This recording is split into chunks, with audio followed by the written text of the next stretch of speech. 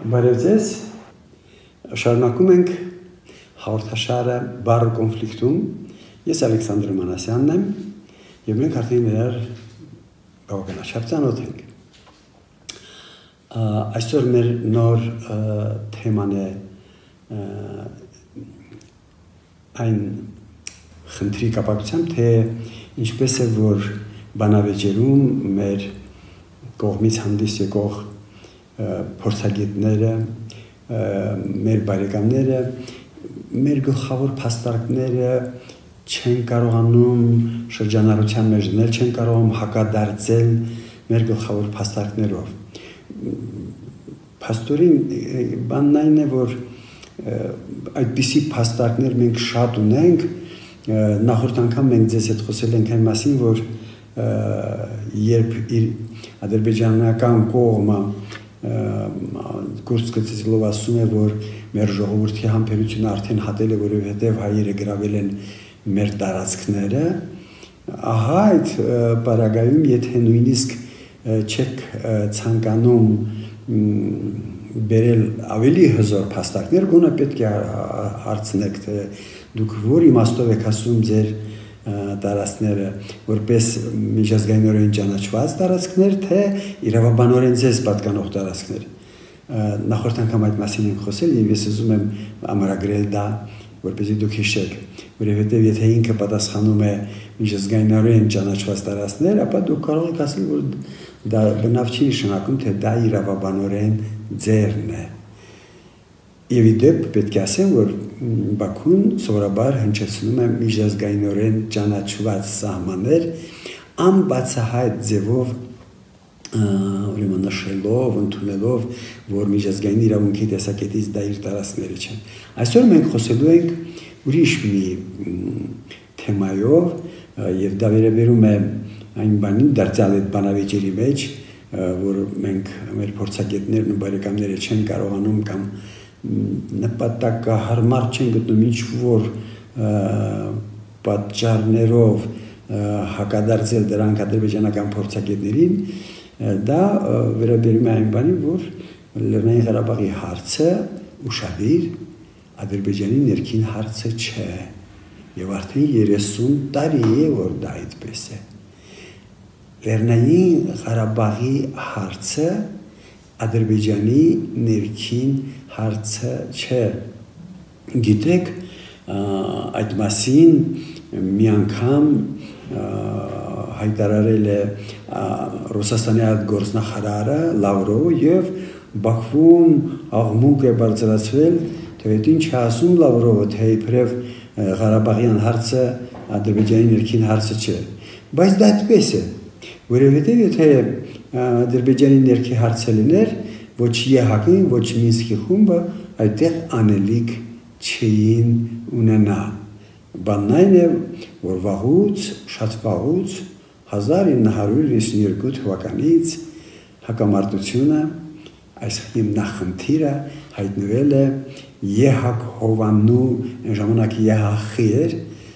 խորհրդաժողովի, իսկ հիմա կազմակերպությունը, ուրեմն այսօր ասում ենք ԵՀԿ, ԵՀԿ-ի հովանու ներքո,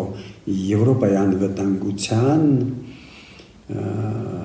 ուրեմն եւ համագործակցության կազմակերպության հովանու ներքո։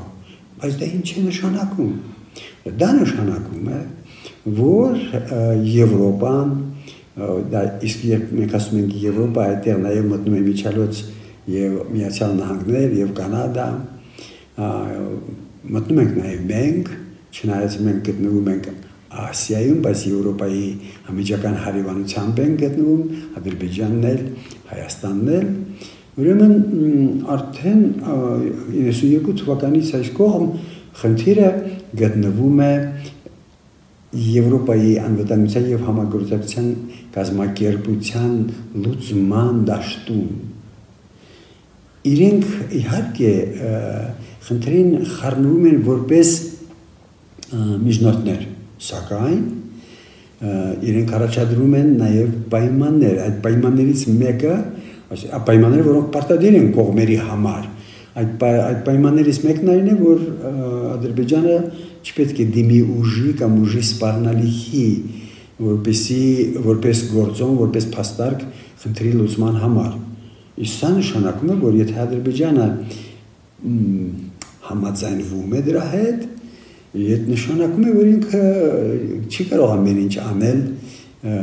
չի կարող Լեռնային Ղարաբաղը դիտել որպես իր սուվերեն ենթակայության, ենթադատության ավելի շուտ տարածք։ Սա կարևորագույն փաստարկներից մեկն է, որ մենք հաճախ մոռանում ենք եւ ոչ միայն մոռանում են այդ մասի մեր բարեկամները եւ այլև ինքներս ենք մոռանում ցավոք։ Ուրեմն ես ուզում եմ նորից ամրագրել մեր ունկնդիրների մոտ Լեռնային Ղարաբաղի կամ Արցախի հիմնախնդրի լուծման հարցը Ադրբեջանական Հանրապետության ներքին հարցը չէ։ Տեսեք հակառակ կողմը Ադրբեջանը կարող ասել գիտեք նրանք չունեն խնդրի վերջնական լուծման իրավունք, նրանք միայն առաջարկություն են ներկայացնում եւ իսկապես 1990-ականներին հատկապես վերջին, իսկ վերջինը եղել է 1998 թվականին, երբ առաջադրվել է ընդհանուր պետության գաղափարը ԵՀԿ կողմից, ուրեմն մեզ անընդհատ ներկայացրել են առաջարկություններ, հետո դրանից հետո արդեն այլ առաջարկություններ, իսկ ի վերջո այժմ շատ ավելի հոլովում է մադրիդյան այսպես կոչված սկզբունքները։ Բայց գիտեք, կա այսպիսի մի հանգամանք։ Իհարկե Եվրոպան դա առաջարկում է եւ ինքը իր վրա չի վերցրել խնդիրը լուծելու առաքելություն կամ պարտավորություն։ Դա այդպես չէ, իսկապես չի վերցրել։ Իսկապես նա իրավունք չունի, իրեն իրավունք չի վերապահել բան անել, բայց եւ հիմա գալիս է խնդրի ամենակարևոր մասը։ Նա առաջարկություններ է անում, որի հետ պետք է համաձայնվեն կողմերը, այսինքն ժամանակին պետք է համաձայնվեին, եթե այն ժամանակ երբ եռակողմ էր, թե Բաքուն պետք է իր համաձայնությունը տար նրանց կատարած առաջարկությանը, թե Հայաստանի Հանրապետությունը եւ թե Արցախը։ Հիմա Բաքուն չի ցանկանում հանդիպել Արցախի հետ, սակայն դա բնավ չի նշանակում, որ Արցախի համաձայնությունը հանված է օրակարգից, բնավ այդպիսի բան չկա, բայց եթե նույնիսկ Հայաստանի Հանրապետության համար ընդունելի չէ այն առաջարկը, որը գալիս է ԵՀԿ-ից,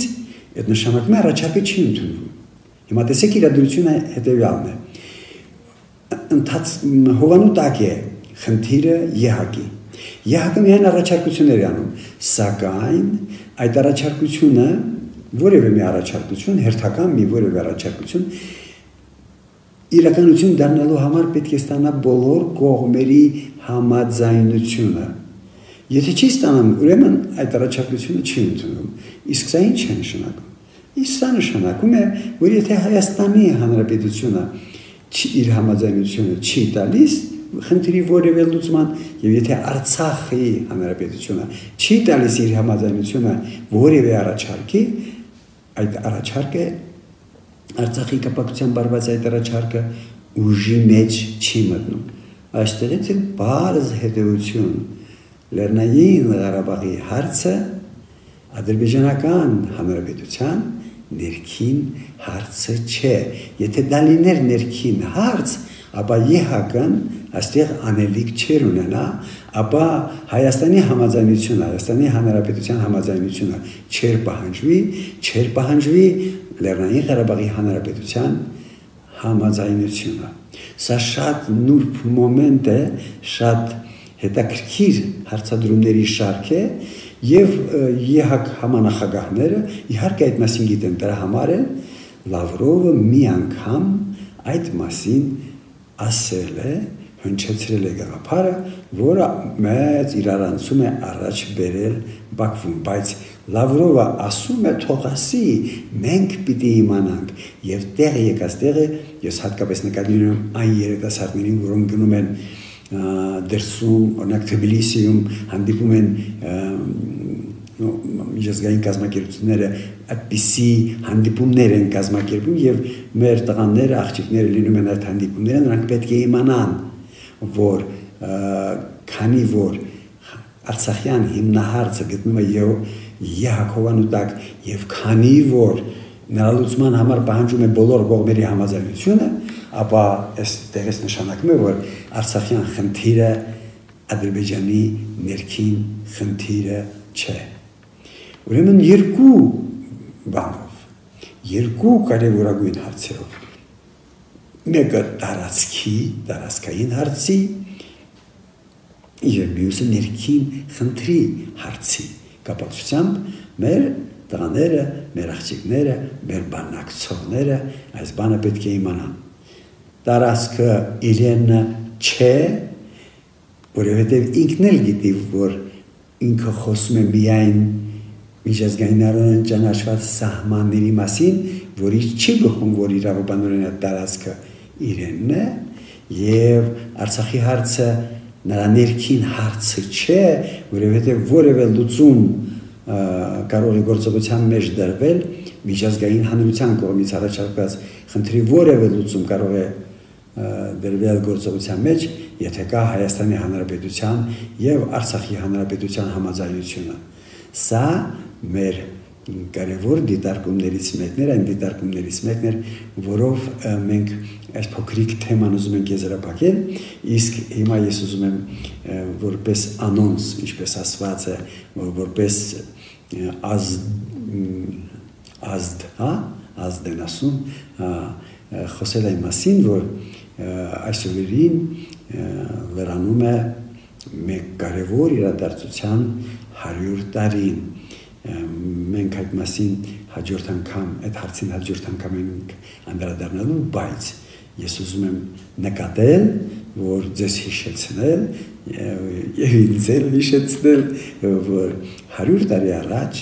օգոստոսի 10-ին կնքվել է երկու փաստաթուղթ, մեկը Սևրում եւ դա Սևրի հայտնի դաշնագրի մասին է խոսքը, որով Հայաստանի ապագա հանրապետության սահմաններն են գծվել Ուդրո Վիլսոնի, Միացյալ Նահանգների պրեզիդենտ Ուդրո Վիլսոնի կողմից եւ մյուսը 1920 թվականի օգոստոսի 10-ին Ռուսաստանի, խորհրդային Ռուսաստանի եւ դեռ ոչ խորհրդային Հայաստանի միջև կնքված համաձայնագիր է, որով վիճելի այսպես կոչված տարածքները ռուսական զորքերը, խորհրդային Ռուսաստանի զորքերը գրավել են այն պայմանով, որ դա պետք է առաջիկայում ստանա համաձայնեցված լուծում։ Ես ուզում եմ նկատել, որ այդ փաստաթղթում, որը ստորագրվել է Հայաստանի Հանրապետության, ոչ խորհրդային Հայաստանի կողմից, այլ Հայաստանի Հանրապետության եւ խորհրդային Ռուսաստանի կողմից, այդ փաստաթղթում այդ տարածքները, ուրեմն Նախիջևանը, Զանգեզուրը, Լեռնային Ղարաբաղը ճանաչվել են այդ փաստաթղթով, ճանաչվել են որպես վիճելի տարածքներ եւ խորհրդային Ռուսաստանը իր զորքերի կողմից այդ տարածքների գրավումը, օկուպացումը, ավելի շուտ ժամանակավոր օկուպացումը ուրեմն պայմանավորել է նրանով, որ միջև խնդրի կարգավորումը, միջև այդ խնդրի կարգավորումը։ Հաջորդ անգամ մենք կվերադառնանք ուրեմն այս թեմային եւ ուզում եմ ձեզ հիշեցնել, որ մենք կունենանք մի հատուկ դասախոսություն, որտեղ մենք կթվարկենք գլխավոր գաղափարները, որպեսզի բոլորս հիշենք։ Ես կարծում եմ, որ կարևորագույն խնդիրներից մեկը այն է, որ հենց որ մեր երիտասարդը գնում է բանակցությունների, որևէ հասարակական կազմակերպության գծով, նա անպայման անգիր իմանա այն կարևոր դրույթները, որոնք պետք են իրեն հակադարձելու համար ադրբեջանական կողմի անհիմն փաստարկները։ Այսքանը այսօրվա համար, շնորհակալություն ուշադրության համար, մինչև նոր հանդիպում։